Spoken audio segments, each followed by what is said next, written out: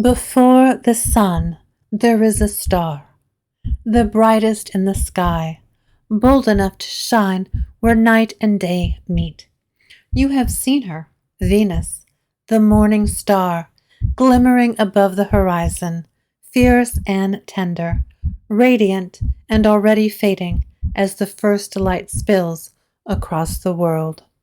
The star has many names. Tonight, we call her Inanna, the Queen of Heaven. She is contradiction made divine, goddess of love and war, of fertility and destruction, of justice and chaos. She is the blossom and the blade, the hand that blesses and the hand that breaks. She is radiance and she is shadow. To follow her story is to follow the wild truth that the human soul can hold both. This is the Lilith Verse, and I am your narrator and guide, Luciana Hartwin. If you're new here, know that this is a ritual. Some weeks we journey together into fresh ground, new stories of goddesses, spirits, and myths that breathe just beneath our world. On others, we practice what I call archive alchemy, reshaping earlier videos into richer audio designed to live in your ears and your body. Wherever you've joined us from, whether you came for myth, for magic, or simply for meaning, you belong here. Tonight, we follow the Queen of Heaven into her most dangerous journey, the descent to the Underworld. Inanna is one of the oldest goddesses we know by name. Her hymns and stories come to us from Sumer, from the cities along the Tigris and Euphrates, written in wedge-shaped cuneiform on clay tablets. Archaeologists trace her worship back to around 4000 BCE, which means that for 6,000 years, human beings have been speaking her name, making offerings, singing her praises, and warning of her wrath. Later, as the Akkadians and Babylonians rose to power, she became known as Ishtar, but her essence remained a goddess of dazzling contradictions, a being who embodied the entire spectrum of human passion.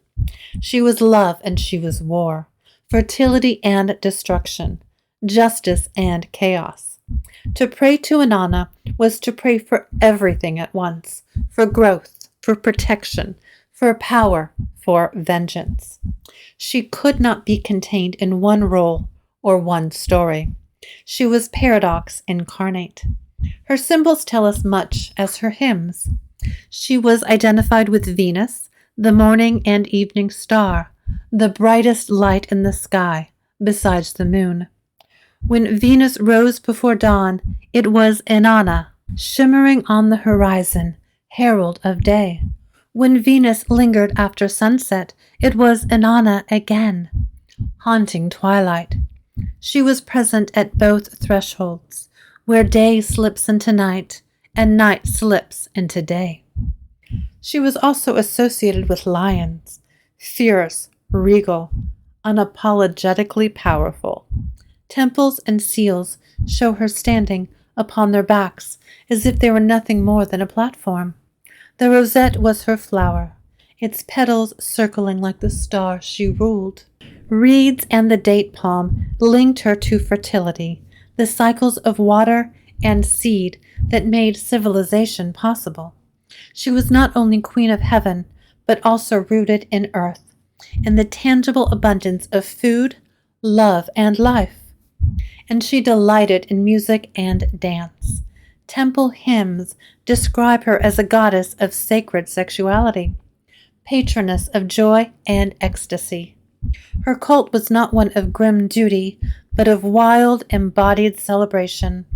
To worship Inanna was to sing, to dance, to revel in the pleasures of body and spirit.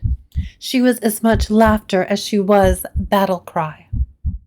But it is her paradoxical nature that makes her unforgettable. She was nurturing, yes, but also terrifying.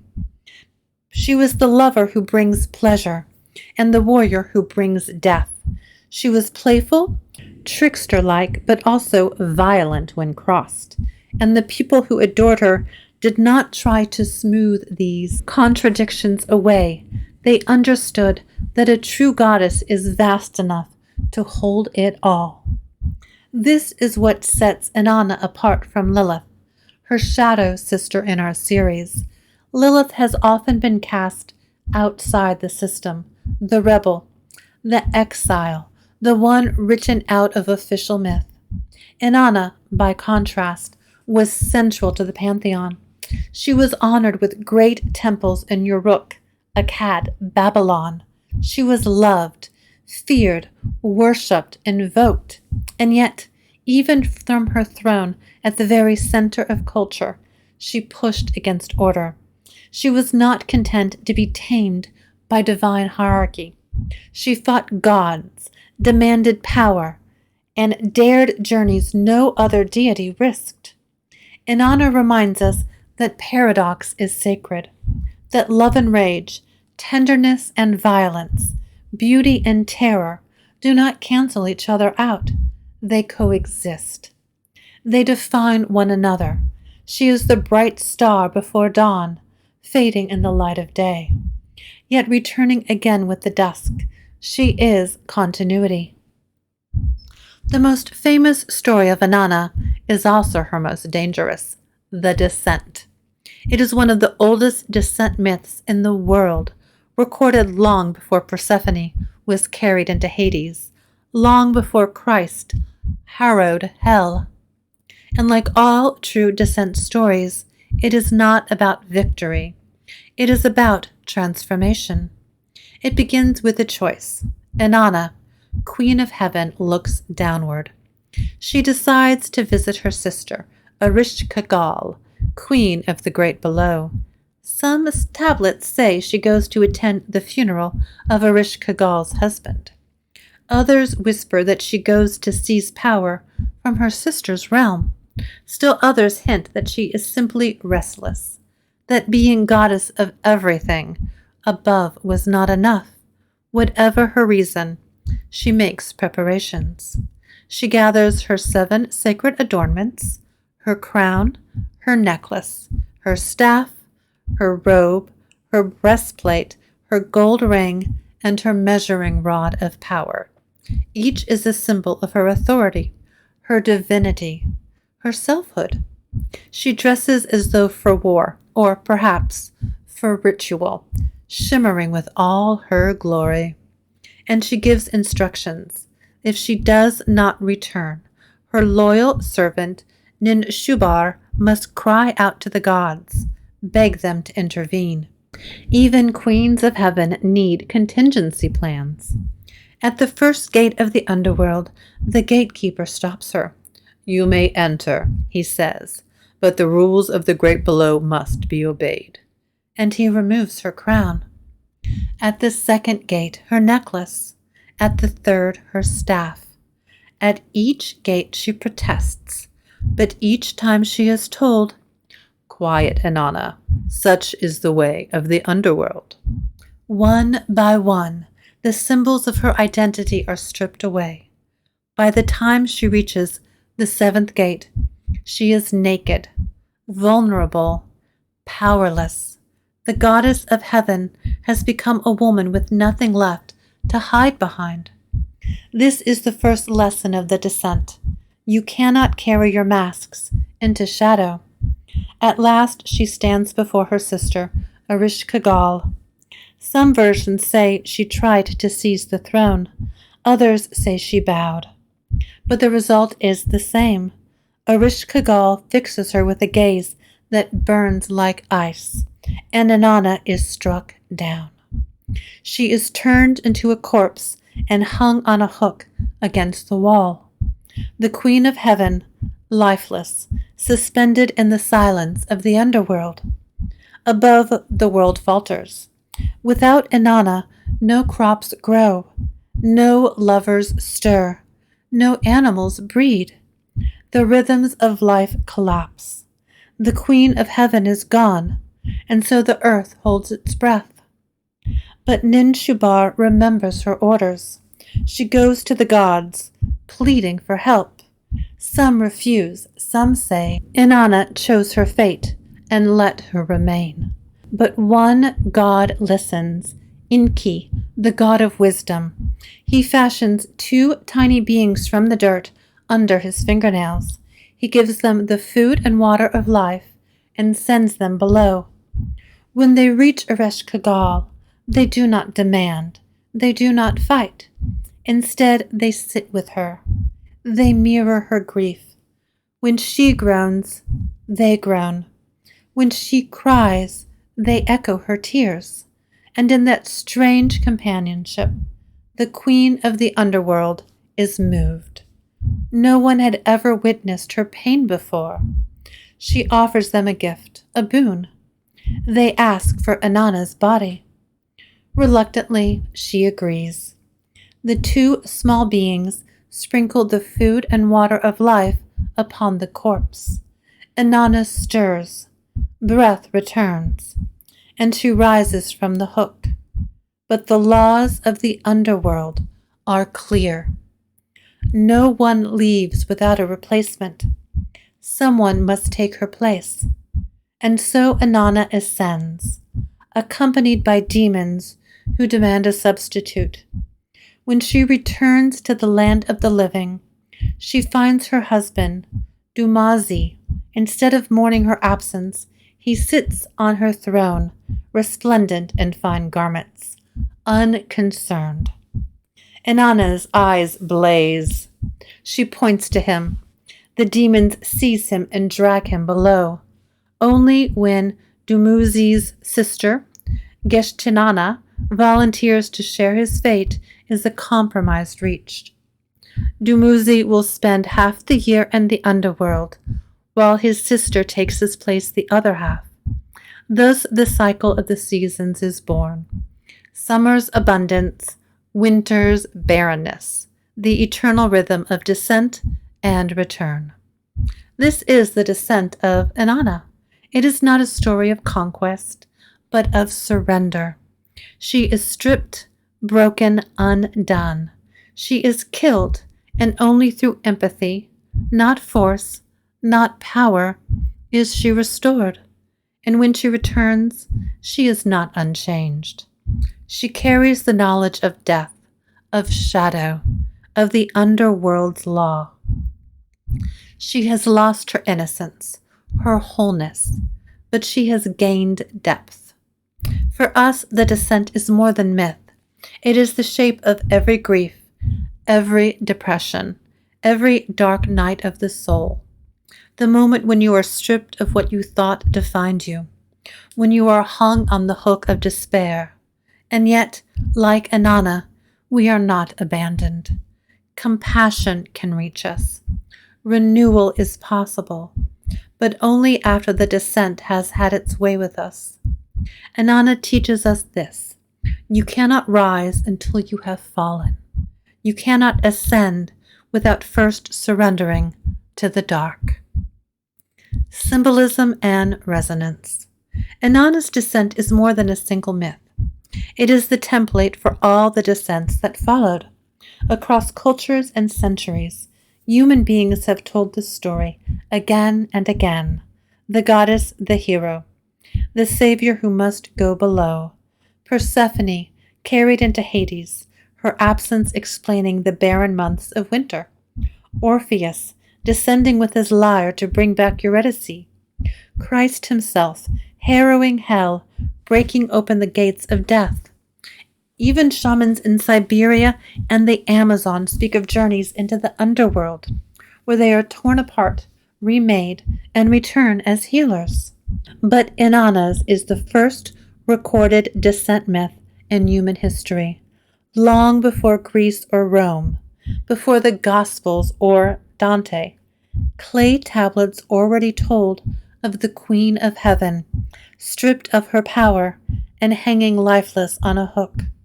It is as though humanity needed, from the very beginning, a story to remind us that death and loss are not the end, that there is something on the other side of surrender. The stripping of Inanna's adornments is one of the most haunting images of the story. Each gate takes away another symbol of her identity. Crown, necklace, staff, robe. It is not just jewelry. It is ego, role, mask. Everything she believed made her who she was. By the seventh gate, she is naked, vulnerable, no longer queen, no longer goddess. Simply Inanna. Spiritually, this is what mystics call ego death, the moment when all the titles, costumes, and defenses are taken away, and you meet yourself bare. Psychologically, we call it shadow work, the stripping away of illusions until only the truth remains. And then there is the hook, Inanna's body, lifeless, hung on the wall like carrion. It is a brutal image, but also an honest one. Anyone who has been through profound grief, or depression, or the shattering of identity knows what it is to feel like that, suspended, empty, without agency, unable to rise. This is the bottom, the place of no return. But the story does not end there. Inanna is rescued not by force, not by an army of gods, but by two tiny beings who do something almost unthinkable. They witness. They sit with Eresh Kigal in her agony. They echo her pain. They do not argue. They do not bargain. They simply see her. And for the first time, the Queen of the Dead is moved. It is empathy, not violence, that opens the gates of the underworld. And then there is Dumuzi, his half-year descent to the underworld, balanced by his sister's sacrifice. Explains the seasons, fertility and barrenness, life and death, summer and winter. But the story is more than agriculture. It tells us that cycles are natural, that descent and return are woven into the fabric of existence. Nothing grows forever. Everything must wither, fall, and die, so that something new can rise. This is the cycle of renewal. Inanna's myth teaches that transformation is not linear. It spirals. You must descend before you can ascend. You must be stripped before you can be clothed anew. The path to wholeness passes through brokenness. Inanna is not a goddess of gentle lessons. She teaches by ordeal, by stripping, by silence. But she also teaches that what is lost can be found again. What dies can return, and what is surrendered can be transformed. She is not the goddess who prevents the descent. She is the one who shows us how to survive it and how to rise changed. Inanna for us today. Why tell this story now? Why remember Inanna, a goddess whose hymns were pressed into clay 6,000 years ago? Because the descent is not only hers, it is ours. Each of us will face a moment when the masks are stripped away, when the roles we cling to, partner, parent, professional priestess, fall one by one. Each of us will meet the hook, grief that hollows us, depression that leaves us suspended, loss that remakes the map of our lives. We don't choose those descents any more than Inanna chose the law of the underworld, but we can choose what we do within them. Inanna teaches us not to fear the stripping. Ego death is not the end of the self, but the beginning of authenticity. She shows us that being hung on the hook is not permanent. It is passage. And she reminds us that compassion, whether given or received, can be the force that restores life. Her story is also a map of ritual, When you light a candle and sit in silence, you are already practicing descent. When you journal the truth you'd rather ignore, you are walking through the gates. When you say no to what drains you and yes to what lights your fire, you are living Inanna's cycle of death and renewal. And in her paradox, she offers permission. Inanna is goddess of love and war, tenderness and ferocity. She reminds us that we can be both. You can be nurturing and still terrifying when needed. You can be playful and still carry rage like a sword. She holds the contradictions so we don't have to resolve them away. Lilith teaches rebellion, the refusal to be small. Inanna teaches transformation, the power that comes from surrender and return. Together they form a path. Sovereignty and descent, fire and shadow. So when your own descent comes, and it will, remember the Queen of Heaven. She survived her hook, and so can you. And so we close the circle. Tonight we walked with Inanna, Queen of Heaven, morning star, lover and warrior, the goddess who dared to descend. We saw her stripped of her crowns and robes, hung on a hook in silence, and then returned by compassion, forever changed. If her story sparked something in you, if you heard echoes of your own descents and returns, I invite you to tend that spark. Follow the Lilith Verse wherever you listen. Leave a review, share this episode with a friend, or simply speak about it in your own words. Every act of sharing helps keep these stories alive, passed from voice to voice, heart to heart. And this is only the beginning. In our next episode, we'll step deeper into shadow. We'll explore what is feared, what grief reveals, and why the underworld cannot be avoided if we hope to live whole.